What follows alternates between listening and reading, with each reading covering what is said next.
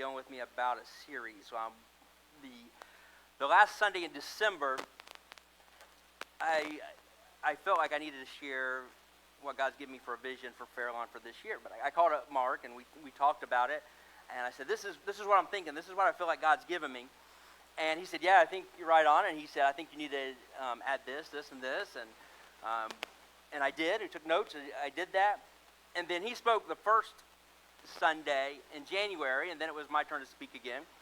And I was planning on speaking something totally different, but God's still been dealing with me. So the first message in the last Sunday of December was get planted. And then last week I spoke on staying planted. So I spoke on getting planted because, see, I really wanted to come here that last Sunday in December and talk about how this is the year of accelerated growth. This is the year, like, there's going to be so much growth at Fairlawn, and I still believe that's true. But when I was praying about it, and I was kind of like nudging God, saying like, yeah, this should be the vision. Like, there's going to be so much growth. We've already seen it, but it's just going to explode. And I felt like God told me that there can't be growth for some that are here at Fairlawn because you can't grow if you're not planted. And there's some of us, we just go through the motions.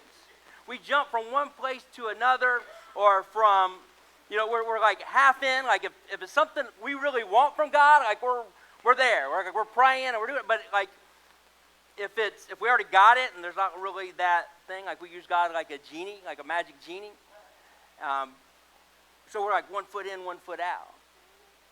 And God's saying this year, like, and you've been wondering, like, why haven't I seen growth? And it's because you haven't been planted. You can't grow without being planted. So that Sunday, it was really cool. A lot of people came here and said, you know what, Jimmy, you're right. I never thought about it that way. This year, I am going to get planted. So then, last week, I did a message titled, Stay Planted.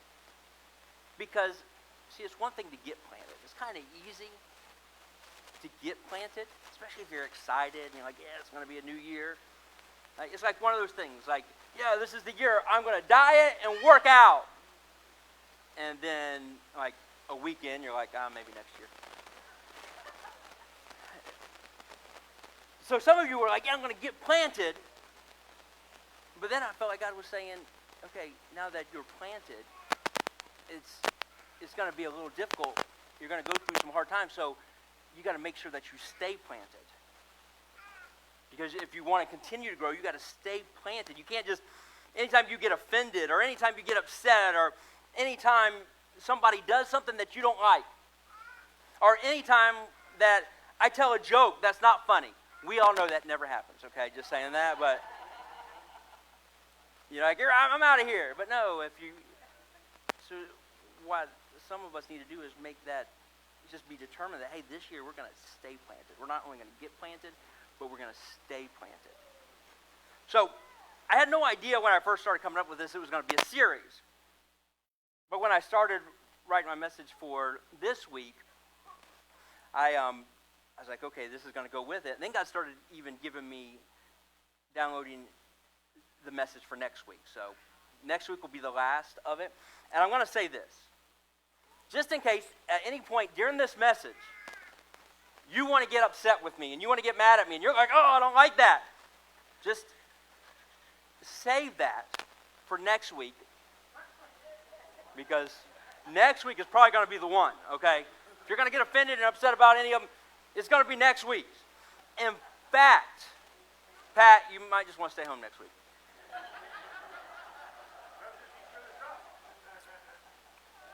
Just saying. So the title of this message, this is part 3. And last week, you remember we talked about Shadrach, Meshach, and Abednego, and how they were faithful even when things didn't look good. Now, I don't know, any of you guys here ever, like, almost, or maybe you did, get thrown into a fiery furnace? Anybody? No. Okay. So how many feel like right now you're like in a fiery furnace? Yeah, like spiritually, mentally. So part 3, the title of this message is Get Pruned. Get pruned. Because it's not enough to just get planted. and then stay planted. But if you want to see true growth in your life, unfortunately, you're going to have to get pruned.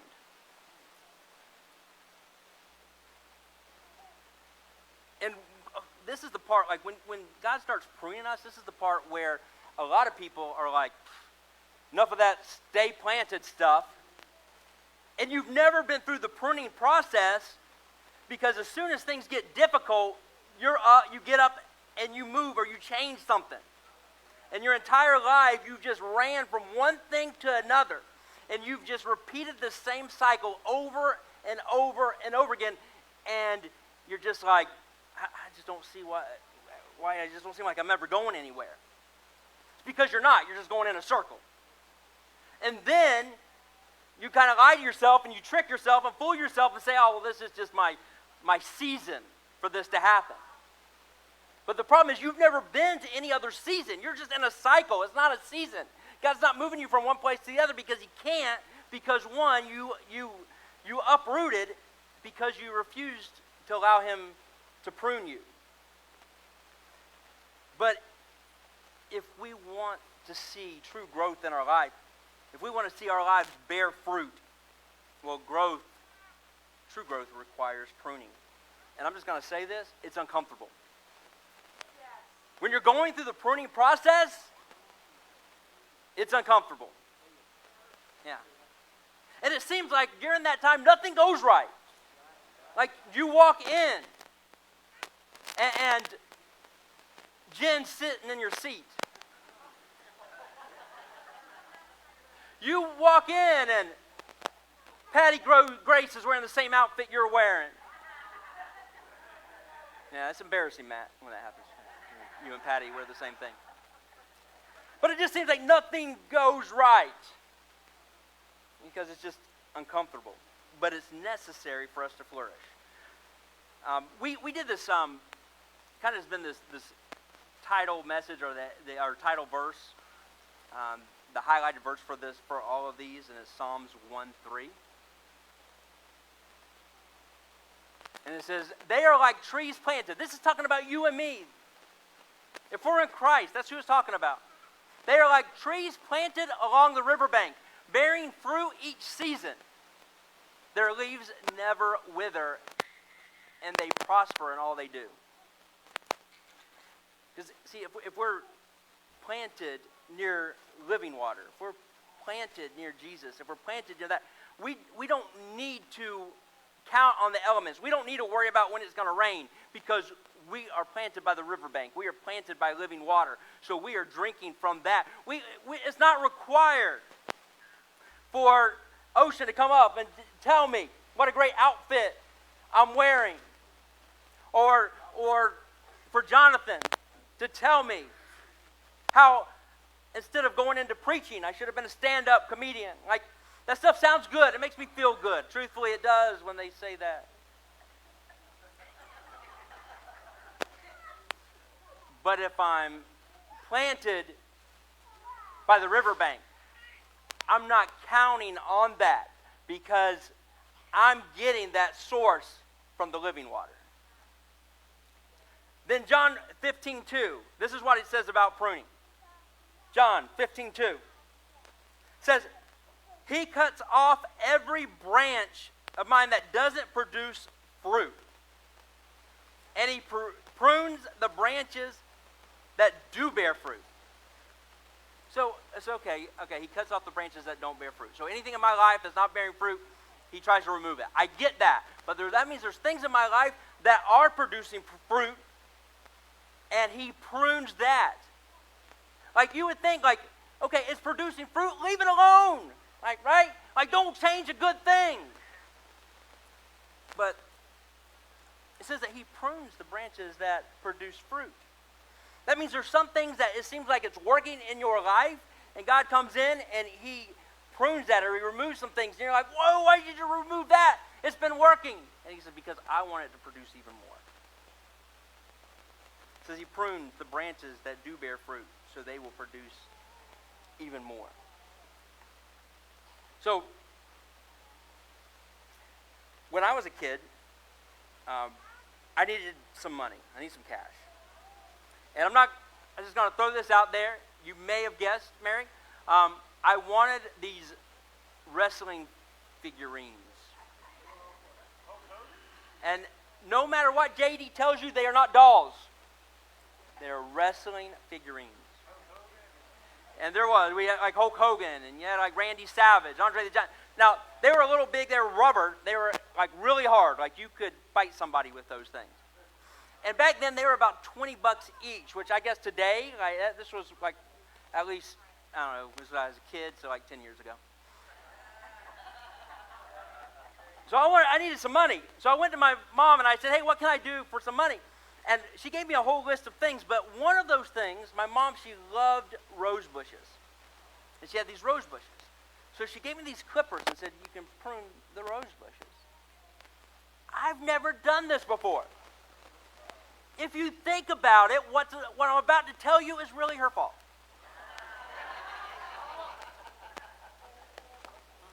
But I went out there to her precious rose bushes and I started pruning them until they pretty much looked like a thorny stick.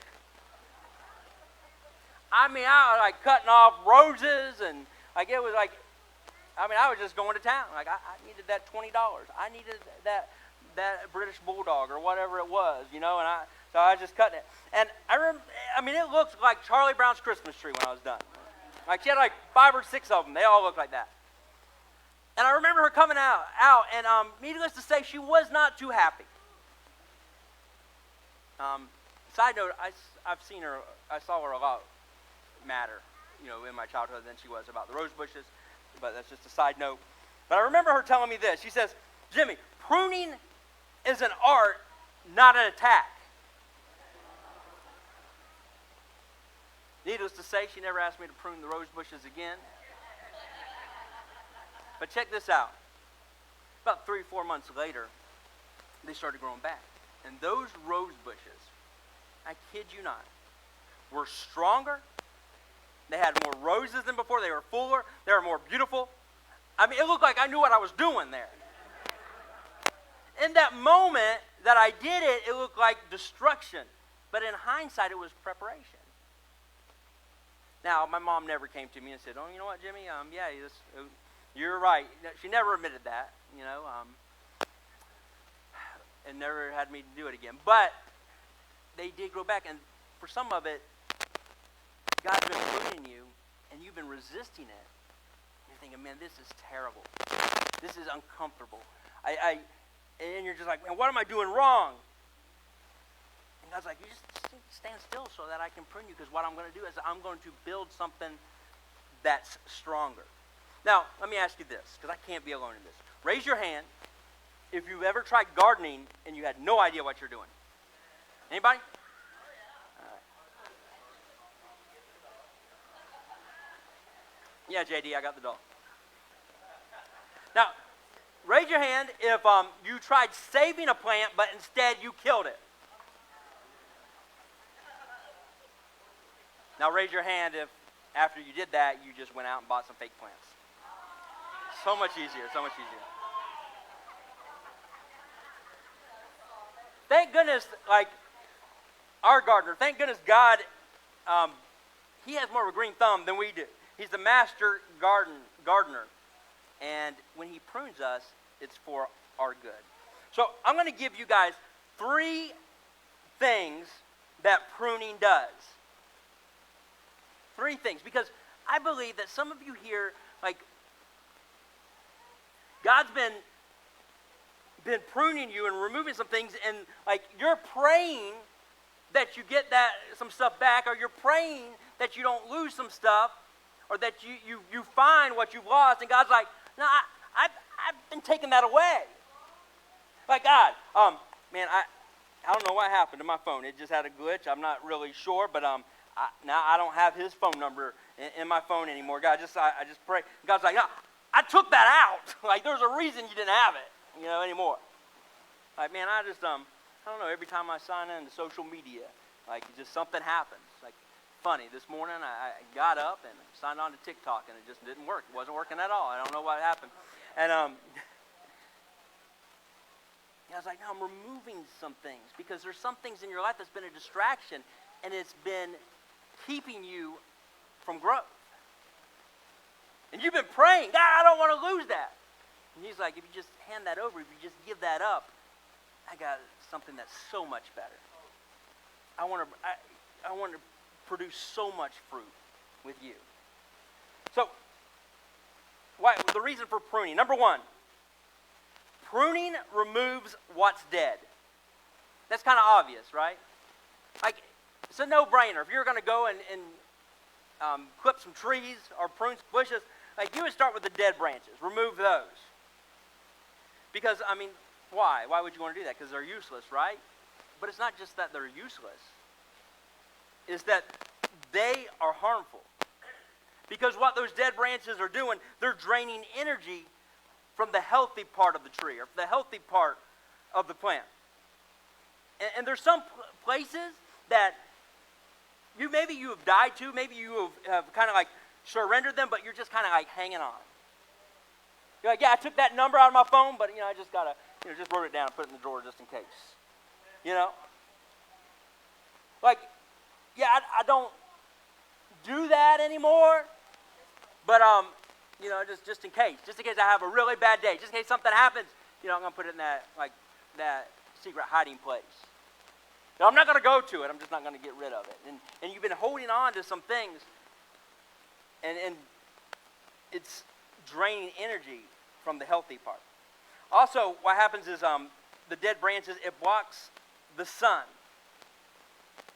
It blocks the sun from shining through. And for some of you, there's some dead branches that you haven't got rid of, some dead branches that you're holding on to. And when you leave here and you go out and you share about Jesus, which we want you to, that's awesome that you do. But because you still have these dead branches hanging, that's all anybody can see. And I'm just going to say this, it's not very effective if in one moment you're sharing your testimony and then somebody drives by and they splash a puddle on you and then you are like shouting curse words, you're like shouting the F word and just like, wait till I see you, you come back here. Oh yeah, where was I? Oh yeah, Jesus, yeah, that's right, I said about Jesus, yeah. Now some of us, it may not be that extreme, but it's subtle. And we justify all these things. We justify, oh God, I can't build boundaries with this friend because if I do, I'm not going to be able to witness to them anymore. And God's like, you're not really witnessing either. Like when you go over there and you're smoking that thing that you're smoking and you're getting drunk and then you guys just, smash everything in the house. Yeah, I mean, really sure that's witnessing. But God wants to prune parts of you so that you can experience greater growth. Number 2, pruning shapes us for growth. So, Jesus said that God, the master gardener, prunes the branches that are already bearing fruit. So, and what happens a lot of times is something happens, and I see it in churches. I've been going to church my entire life, and I've seen it so many times. Like something happens, and it does great. People experience Jesus. People get saved. I mean, it's just the place was packed, and then we try to replicate that over and over again for the next 50 years. And we're like, man, why is it not working? It worked that one time. Because God constantly is doing something new. He's a God of progression. He's a God of moving us forward. And you hear a lot of times, like sometimes, like, man, you hear people say stuff like, man, I just wish church would go back to how it was in the 80s. And what that signifies to me when someone says that is back in the 80s is the last time they really experienced Jesus. Because the last place and the last time, the last way we experience Jesus is the way we're always trying to go back to that. So if you haven't experienced Jesus for the last 30 years, yeah, you're trying to do stuff the same way as 30 years. That, man, I just wish church was the way it was back in the 50s. In the 50s is probably the last time that you really experienced Jesus. Man, I wish that Pastor Jimmy and Pastor Mark would just get some sense and like take these chairs back out and bring the pews back in, because, man, that's when we really had church. No, that's just the last time you really experienced Jesus was when the pews were in here. Because same Jesus. I'm not really sure that he cares so much about chairs or pews, because he cares about people. And he wants to do a new thing in you, but if you're holding on to the old thing, yeah, it produced fruit then, but God's wanting to produce even more fruit now. And what happens if you have a fruit tree? Anybody have fruit trees? What happens if fruit grows on that tree and then it stays there too long? What happens? It rots, right? Falls to the ground, starts to rot. Never seen anybody pick up rotten fruit on the ground and go, man, this is delicious. Never seen that happen, not one time. Yeah, that fruit, it was great then, great at the time, but God's wanting to do something new. And some of us, we're pushing it away, and we're saying, nope, I'm not going to do it. Why? Because, come on, we're human. We don't like change. You know, it's a saying that everybody wants change until change happens. And then it's like, man, I just want to go back to how it was then, because we think of all just the good things. We don't think about the bad things then, or the things that we went through then. We just think of the good things. So, my grandfather, I remember this time, I was probably about 8 years old. And my papa, he was out there. He had these, on his property, he had these big trees, and he had these fruit plants. I remember he had a mango tree, and he had a papaya tree. And I remember him out there, like, trimming the trees. And I remember thinking, I probably should go out there and, like, maybe help him a little bit. I was only 8, though. But here's the thing, and I'm not ashamed to say this. Both of my grandmothers, well, I was their favorite. I was the only grandson. No lie, I remember one time, we went over to my grandmother's house. She made dinner for us. After dinner, she made both of my sisters, Angie and Chrissy, wash dishes. And I remember one of them, I don't know, definitely having a ungodly, unrighteous moment, dwelling on somebody else, looking at this speck in my eye, still dealing with the log in their eye. And they said, why isn't Jimmy washing any dishes? And I remember my grandmother saying this. Now, before I say this, I'm just going to say, at that time, in that moment, I thought, that maybe isn't right, but I still went with it. I'm just saying. I mean, I'm not going to rebel against my grandma. I mean, that's just disrespectful. But she said, well, because Jimmy is a boy and boys don't wash dishes. I also remember thinking, I sure hope my mom didn't hear that, because she definitely didn't believe in that rule. Just saying. But I definitely wasn't going to go against it. My mom didn't hear it, and I was good. I was like, okay, yeah, good. Way to go, yeah, Grandma. So I was definitely with both of my grandmothers. I was the favorite. But I remember watching my papa through the window, and he was going to town trimming these bushes. Probably where I learned how to trim the rose bushes. And he was trimming. I remember seeing him trim the mango tree, and there was mangoes hanging on the branch, and he cut it off. And I was like, oh my gosh, what's he doing? Oh my gosh, my grandparents are going to get divorced. Like when my mom passed, he's it, and I wasn't really sure what to do, because I didn't know, like, my loyalty with my grandfather or my grandmother, but I wasn't my grandfather's favorite. That was Chrissy. I was my grandmother's favorite, so it was definitely with her. And so I ran to her, and I was like, Mama Pat, you're not going to believe what Papa's doing. I don't know how to say this. Please don't get divorced. He's killing your trees out there. And I remember her looking out the window, and she goes, oh no, he knows what he's doing. At that moment when she said he knows what he's doing, I saw him. There was a tree, and he like cut it in half. Like he went to the top and like cut half of it off. And I was like, oh my gosh. I'm not so sure he knows what he's doing. Both my grandparents have lost their mind. But you know, about a year later, I went back there to their house and looked out, and those trees were greener than ever. That papaya mango tree produced more fruit than ever. That tree that he cut the top half off was growing. And I remember like years later, I said something to him about this. Why? Because I still was afraid of him, because I didn't know. I figured he was still mad at because I told on him. But I remember saying that, and he goes, well, the reason I did that is because that tree started to grow a curve on it. And if it would have kept growing that way, it would have ran into one of the other trees, and it would have caused harm to that tree. So I had to cut it off, cut half of it off, so that it would grow straight. And you know, that tree's still there today, and it's just as straight as can be. And some of you, you're so afraid to lose some stuff going on in your life, and God's saying, no, no, no. You just kind of got off the path a little bit. I want to straighten it up, and to do that, I got to cut some things off. I got to remove some things. So what feels like loss may actually be gain. Trust is a process. Even when it's hard. And a lot of times, it's to have trust in somebody, it's very difficult. You ever seen those videos? I love them. They're all like on social media of somebody like saying like they're with their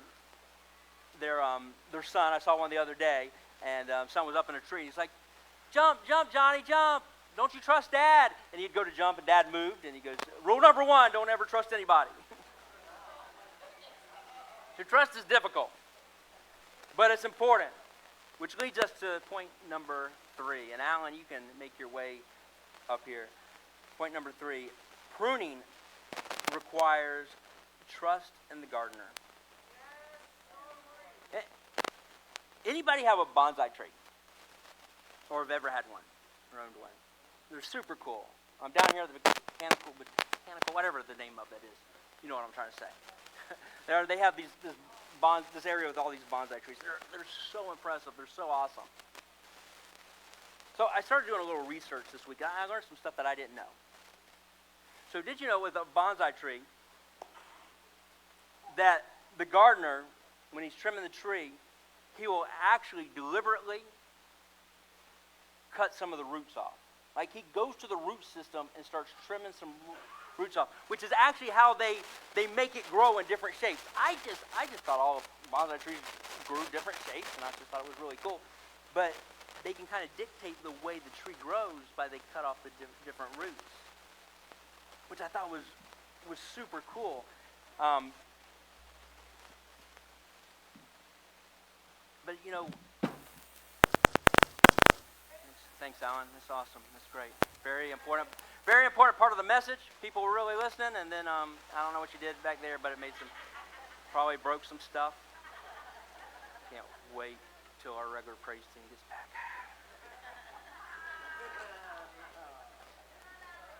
The only reason we invited them, we thought Tanya was coming, and no.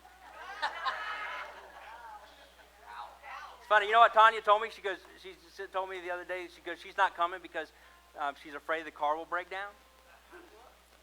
And I was like, all right, that's cool. And then I thought about it, and I was like, wait a minute. She don't care. She only cares if the car breaks down with her in it. She don't care if the car breaks down with Alan in it. Right now, I understand why.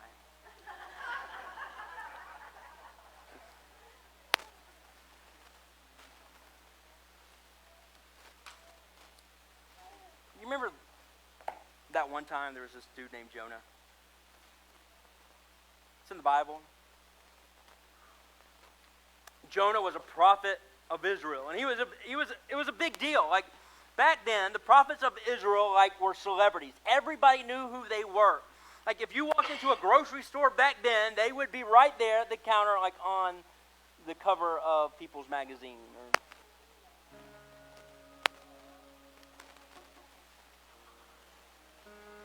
So here's Jonah, an important figure in Israel, and God comes to him He says, Jonah, I need you to leave Israel, and I need you to go and preach to the people of Nineveh and tell them that destruction is coming. Now, Jonah is kind of like the punching bag of the Bible. We associate him with someone that's running from God. I just want to say this. If either one of us were in his shoes, we most likely would have ran too. Because the people of Nineveh, they were like terrorists. They did some ungodly things. You remember, some of you that you know, like in the Bible, and if you don't get this, you can ask somebody later. We're not going to go all into it. I mean, there's kids still in here. But you remember the story, like Sodom and Gomorrah, and what they did, like wanted to do the angels stuff. Like that's what the people of Nineveh would do. Like that was like a war tactic to show dominance. So when I learned that, I was like, man, I don't blame Jonah. And we don't know if Jonah was married, if he had kids or what, but what we do find out, it was easier for Jonah to pick up his entire life and attempt to move than it was just to go into Nineveh. So he went to the port where the ships were. It was a place called Joppa, and he went there, and he talked to a captain, and he got on this boat because he was going to Tarshish. And they started to go, and Jonah was like, you know what, I feel like I'm going to take a nap. He went down the deck below, took a nap, and then this dangerous storm came. The captain found Jonah sleeping. He woke him up, and he said, dude, how can you sleep like that? We are all going to die. Get up and pray to your God. And Jonah gets up, and he's like, oh, yeah, I got a confession to make, guys. What's going on, that storm out there, it may be my fault. Like, how could it be your fault? Well, I'm kind of running from God. All right, who's your God? He's the God that created everything. Why would you run from him? I don't know. He said, but what you need to do to stop the storm is you need to throw me over. And they're like, we're not going to throw you over. And they try to continue, but the ship was about to sink, so they finally threw Jonah over. Some of you, you've been trying to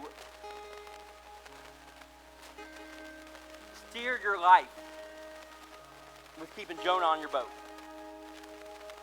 You're like, I got this. I can keep this one thing. And God's saying, no. You got to let it go. So Jonah gets thrown in the water, and a very popular story in the Bible, this big fish, which we call whale. This big fish comes and swallows Jonah up, and he's in the belly of that whale for 3 days and 3 nights. And I know some of you husbands are looking like, that don't sound too bad sometimes. And I hope none of you husbands looked at your wife and then you notice I'm like looking a totally different direction than mine. I've never felt like that. Never, baby. Never. It's other guys. Yeah. Other men here, they need prayer. The whale swallows them up. Noah says, God, if you just let me out of this, I'll go to Nineveh. The whale spits him up. I'm just going to say this. Like, Jonah had a pretty rough week right now.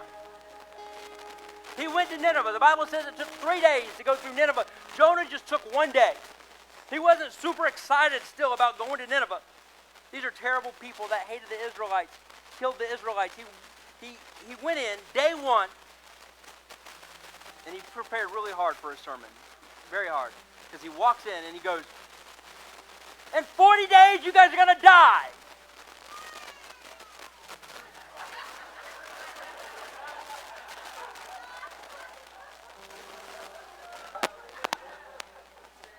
That was the entirety of his sermon. And I know what you're thinking, Violet. Like, I wish Jimmy could preach sermons that short. Never going to happen. Wishful thinking. People would be so sad. But what happened next was a God thing. Because the word started spreading. And it got to the king. And the king said, this entire city, we're going to repent of what we've done. And from now on, We're going to dedicate our life to God. We're going to serve Him. Now, Jonah's already left town. And God tells Jonah, hey, the people of Nineveh repented. I know they've done bad things.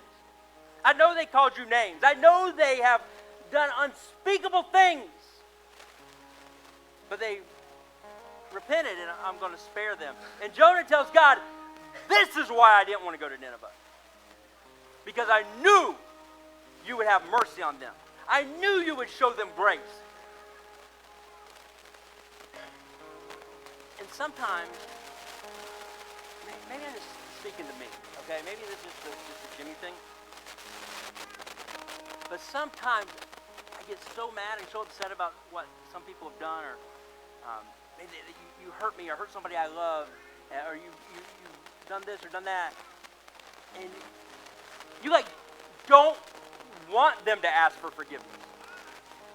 Like you don't want to forgive them. You don't want God to forgive them. There's some of you right now, if somebody walked in this church that's from your past, you would find another church.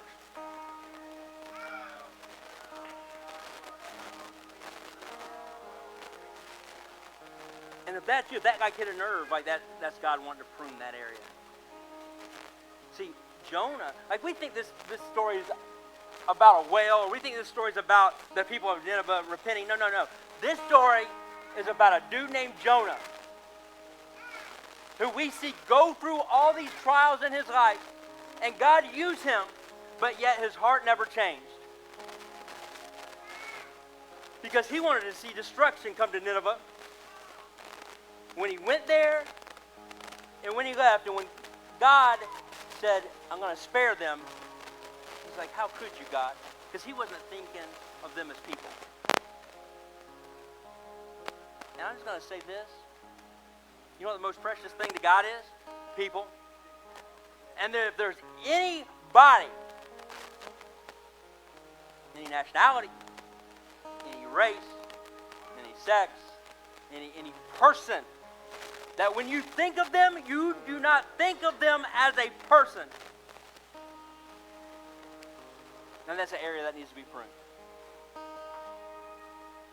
And yes, that also counts for ex-husbands and ex-wives. Just going to say that. Just going to throw that out there. Even them, yeah.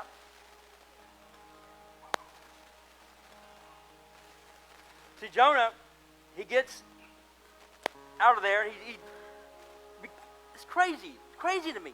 Because God used him and spared Nineveh, he just wanted to die. He got so depressed because he didn't want to see good things happen to them. Then the Bible says, like he got really hot, a plant grew up, covered his head for shade. He got really excited. He loved that plant, obviously more than people. But then, guess what? A worm came, ate the plant died, and Jonah again. That's how the story ends. Jonah saying, I just want to die. That's it. That's how the story ends. We don't really know what happens after that. But there are signs.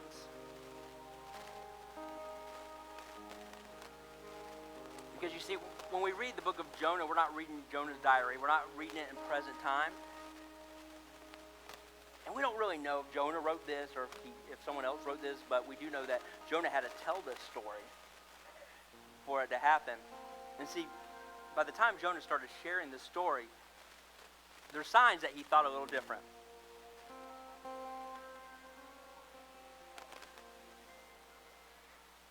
Check this out. We got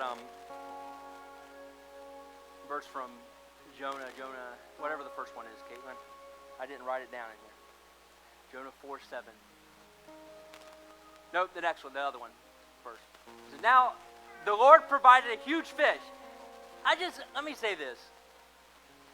I don't know at the time that Jonah got swallowed by the big fish, he thought of it as provision.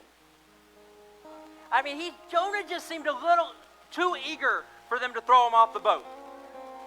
Just kind of seemed like he was like ready to end it all. But now when he's telling the story, it says, now the Lord provided a huge fish to swallow Jonah. And Jonah was in the belly of the fish for 3 days and 3 nights. Now, fast forward. You remember that plant that Jonah liked a lot? And that stinking worm, you know? Let's see what he says about that. It's a cue to move it. Yeah, thanks, Jonah. But at dawn, the next day, God provided a worm. Wait, this is the worm. Jonah was like, this is the worm that Jonah was ready to just end it all for because of this worm. But at dawn, the next day, God provided. Now he sees it. When he's telling the story, he sees it as provision. God provided the big fish. God provided the worm. I tell you that because right now, there may be some stuff that you're going through, and you don't like it right now, and you're not seeing it as provision right now, but at the end of it,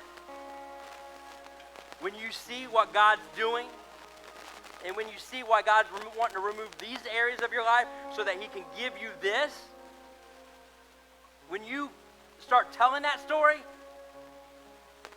you're going to see it as all provision. Because he's moving these pieces, putting them in place, because he wants to see you grow. He wants to see good things happen to you.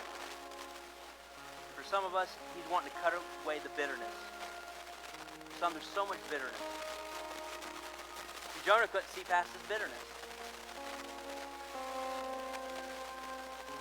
God's wanting to remove it. So my friends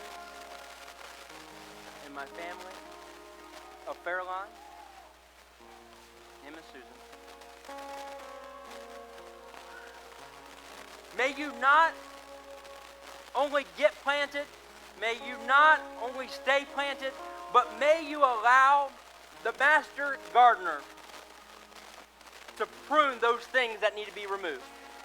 Grace and peace. I love you.